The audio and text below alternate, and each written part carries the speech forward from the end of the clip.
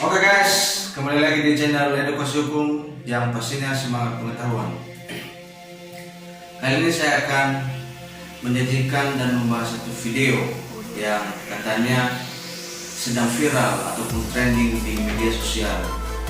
Dan untuk sebelumnya saya mau mengajarkan kamu semua untuk melihat, mendengar dan menyikapi isi dari video tersebut. Tanpa menunggu waktu lama, langsung saja cek video. Kira-kira di daerah mana fokus abang sekarang berdakwah ini? Karena saya sudah berdakwah di Nias Selatan itu, Iya. dan saya pegang satu itu aja biar sampai tuntas.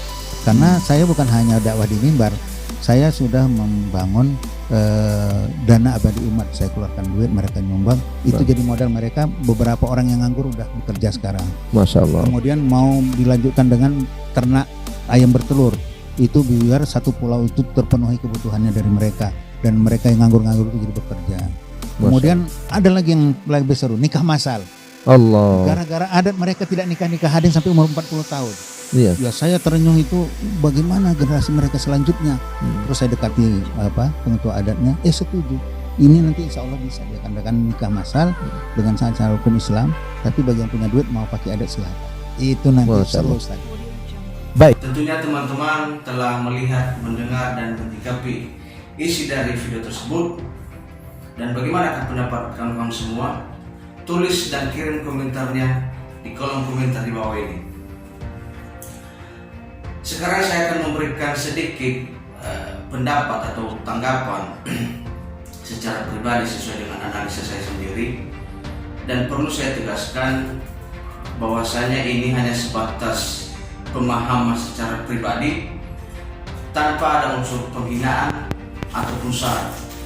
Karena pada dasarnya setiap manusia itu memiliki hak untuk memberikan pendapat, yang terpenting tidak memiliki unsur kebencian, penghinaan dan ataupun syarat. Pada awal video kita dapat melihat dan mendengar tindakan ataupun niat dari beliau yang membantu orang-orang ataupun sekelompok masyarakat yang keadaannya kurang memadai ataupun memiliki kendala dalam bentuk finansial. Dan itu pun secara pribadi saya mengapresiasi, menjempoli dan menghargai niat baik dari beliau. Di pertengahan video, beliau sempat menyentil tentang adat Nias Selatan yang katanya terdapat adat di Nias Selatan yang membuat orang tidak menikah sampai umur 40 tahun. Dan saya pikir untuk beliau tidak berkesalahan jika harus belajar, memahami, menguasai dan mendalami bagaimana sistem dan pelaksanaan adat di Nias Selatan, khususnya mengenai adat perkawinan. Kalau secara pemahaman saya secara pribadi, kalaulah beliau mengatakan bahwasanya terdapat adat di Nias Selatan yang membuat orang lain atau seseorang itu tidak menikah sampai umur 40 tahun, bisa saja itu bukan, dan memang betul itu bukan adat yang membuat dia tidak menikah sampai umur 40 tahun. Bisa saja itu merupakan efek dari pribadi seseorang tersebut, mungkin bisa dari faktor ekonomi dan ataupun faktor yang lainnya, sehingga dia tidak bisa menikah sampai 40 tahun. Dan itu secara kajiannya itu tidak ada hubungannya dengan adat yang berlaku di Nias Selatan. Tetapi perlu saya tegaskan bahwasanya itu putus hubungannya dengan adat Nias Selatan. Itu tidak mengaitkan atau tidak ada hubungannya dengan adat yang berlaku di Nias Selatan. Karena bisa saja itu adalah seperti yang saya katakan tadi, itu merupakan efek dari pribadi seseorang tersebut. Dia tidak menikah sampai umur 40 tahun.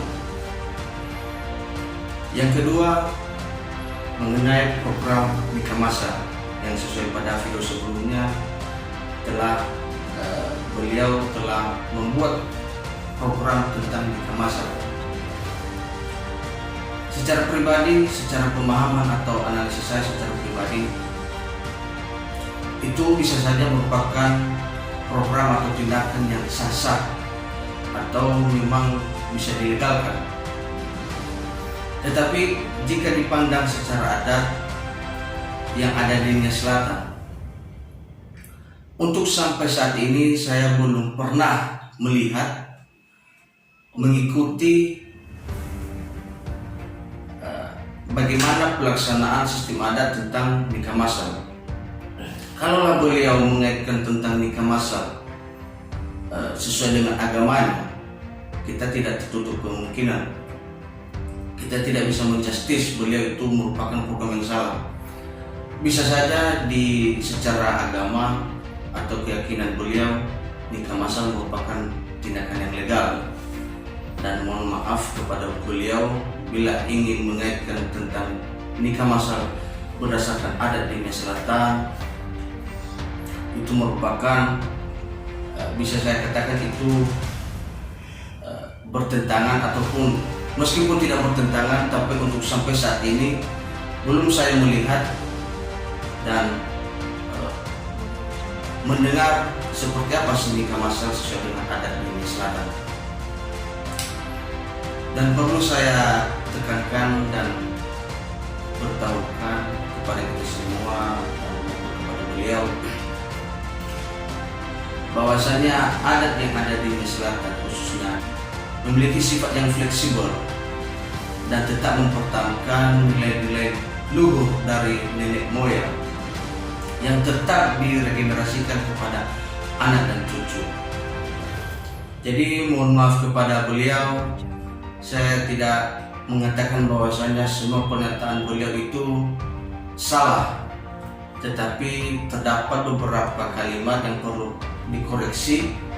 Semua itu bermanfaat untuk menjaga dan menjalin toleransi antar suku dan agama di antara kita semua. Kawan dan teman-teman, tidak tertutup kemungkinan bila memang kawan-kawan semua memiliki tanggapan ataupun persepsi yang berbeda dengan saya, silakan, karena kita tetap menerima saran dan kritik yang bersifat membangun pengetahuan untuk diri kita dan maupun kepada orang lain, dan terlebih kepada masyarakat yang ada di Nia Selatan. Dan untuk itu, marilah kita memberikan edukasi yang baik, pendidikan yang berdasarkan akhlak dan moral yang dapat berdampak pada diri kita dan maupun kepada masyarakat banyak. Akhir kata, saya ucapkan terima kasih dan mohon maaf bila terdapat kalimat dan pernyataan yang bersifat menyinggung perasaan teman-teman dan maupun kepada beliau, karena semuanya ini demi perbaikan kita semua, demi pemahaman kita dan konsep pembelajaran bagi kita semua. Akhir kata, terimalah salam dari saya. Salam edukasi hukum, semangat pengetahuan. Edukasi hukum dari, oleh, dan untuk kita. Yahoo.